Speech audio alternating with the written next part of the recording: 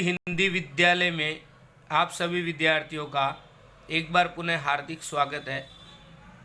जैसा कि हम कक्षा 11 वाणिज्य व्यवस्था और संचालन यानी बीए का अध्याय 9 आंतरिक व्यापार पढ़ रहे हैं, अब हम आगे इसके बारे में चर्चा करेंगे। इनके जो पारिभाषिक शब्द है भाषा के व्यापार के, उनके बारे में चर्चा करते हैं। तो सबने एक अगर उससे पहले वाले वीडियो में नाम सुना था कैश ऑन डिलीवरी, COD। तो कैश ऑन डिलीवरी क्या है मैंने आपको बताया भी था।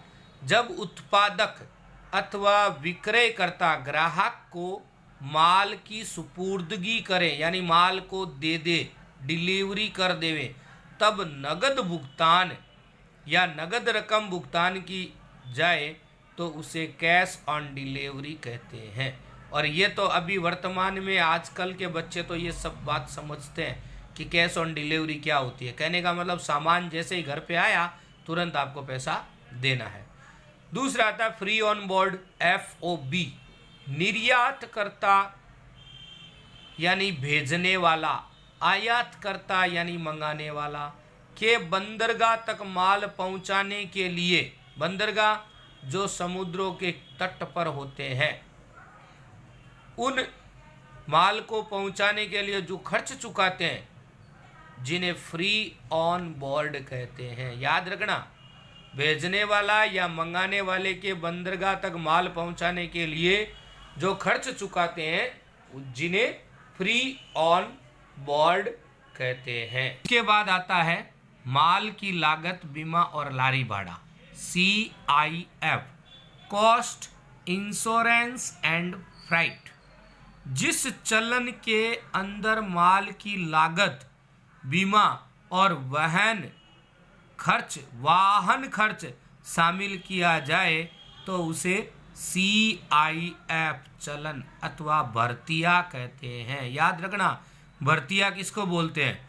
माल की लागत, बीमा और लारी भाड़ा, ये सारे खर्चे जिसमें शामिल किए जाए उसको CIF अथवा तो कॉस्ट, इंश्योरेंस एंड फ्राइट या तो भर्तिया कहते हैं। नेक्स्ट आता है भूल चूक, लेनी देनी।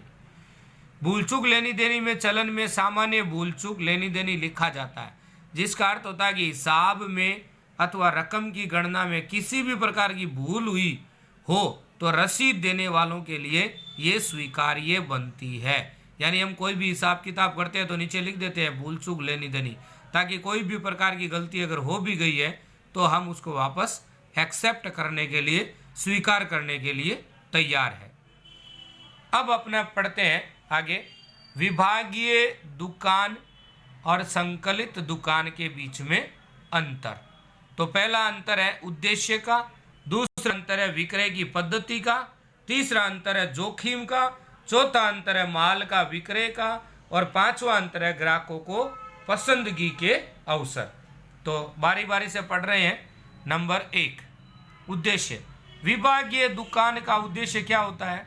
असंख्य वस्तुएं एक ही स्थान पर प्रदान करता है। ग्राहकों को बहुत सारी प्रकार की जो वस्तुएं हैं, वैरायटी है या अनेक प्रकार की वस्तुएं वो एक ही स्थल पर मिल जाती है। जैसे मैंने आपको DR वर्ल्ड का उदाहरण दिया था कि हर एक वस्तु आपको वहाँ पर उपलब्ध हो जाएगी, तो उसको बोलते हैं विभागीय दुकान। संकलित दुकान का मतलब है कि ग्राहकों के पास जाकर वस्तुएं प्रदान करता है। संकलित का मतलब है कि आपको घर पे डिलीवरी मिलेगी वस्तु की। दूसरा आता है विक्रय की पद्धति। माल का विक्रय एक ही स्थल पर अलग अलग विभागों में होते हैं। मतलब माल बेचा जाता है एक ही स्थान पर, लेकिन विभाग जो है वो अलग अलग होते हैं। संकलित में क्या होता है? माल का विक्रय विभिन्न स्थलों पर शाखा द्वारा होता है। अलग अलग ब्रांच होती है और अलग अलग ब्रांचों के द्वारा माल को बेचा जाता है। तीसरा जोखिम।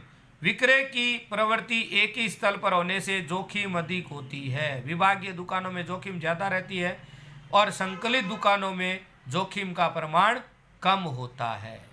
क्यों? क्योंकि विक्रय की प्रवृत्ति विभिन्न स्थलों पर शाखा द्वारा होती है, इसलिए। पॉइंट नंबर 4 आता है माल का विक्रय।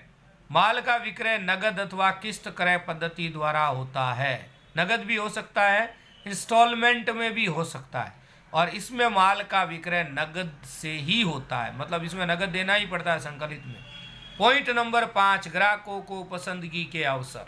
विभागीय दुकानों में अनेक प्रकार की वस्तुओं का विक्रय होने से ग्राहकों को वस्तु की पसंदगी के विशाल अवसर मिल जाते हैं, मतलब हम पसंद करके वस्तु को खरीद सकते हैं। संकलित दुकानों में एक ही वर्ग की सीमित वस्तुओं का विक्रय होने से पसंदगी के अवसर कम मिलते हैं। तो यह है विभागीय दुकान और संकलित दुकान के बीच में अंतर। अब हम पढ़ते हैं नेक्स्ट, फुटकर व्यापारी और थोकबंद व्यापारी के बीच में अंतर। इसमें भी फुटकर व्यापारी और थोकबंद व्यापारी के बारे में मैंने आपको बताया था, फिर भी अंतर के मुद्दे एक बार वापस पढ़ते हैं। पहला अंतर का मुद्दा होगा पूंजी निवेश, दूसरा क्रय विक्रय, तीसरा वितरण कड़ी, चौथा वस्तुओं का विक्रय, पांचवा व्यापारियों की संख्या। ये 5 मुद्दे हैं। तो पहला मुद्दा पढ़ते हैं, पूंजी निवेश।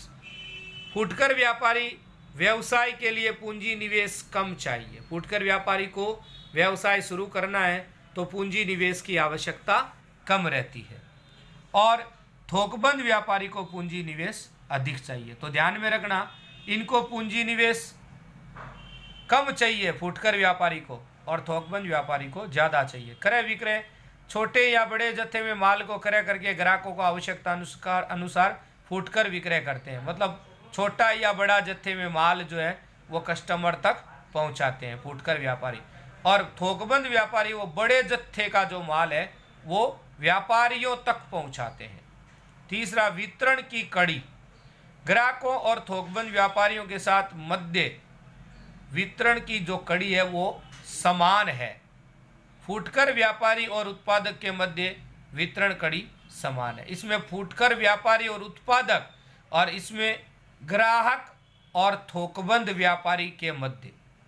पॉइंट नंबर 4, वस्तुओं का विक्रय। ये अनेक थोकबंद या उत्पादक व्यापारियों को विविध वस्तुओं का विक्रय करते हैं, अलग अलग प्रकार की, और ये सीमित उत्पादकों की विविधता वाली वस्तुओं का विक्रय करते हैं, सीमित उत्पादकों की। पॉइंट नंबर 5, व्यापारियों की संख्या। फुटकर व्यापारियों की संख्या प्रमाण में अधिक होती है और थोकबंद व्यापारियों की संख्या प्रमाण से कम होती है। तो यह है फुटकर व्यापारी और थोकबंद व्यापारी में अंतर।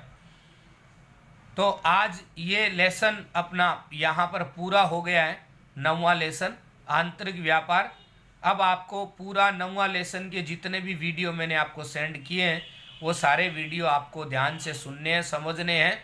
और आपका स्कूल भी अब तो खुल गया है, तो स्कूल में भी आपको ये जो पढ़ाई है वो निरंतर आपकी होती रहेगी। 15 तारीख से आपके एग्ज़ाम भी होने वाले हैं, तो सभी बच्चे इसकी तैयारी में जुट जाएं, और जो आपको लेसन अभी पढ़ाए जाएंगे वही लेसन आपके एग्ज़ाम के अंतर्गत आएंगे।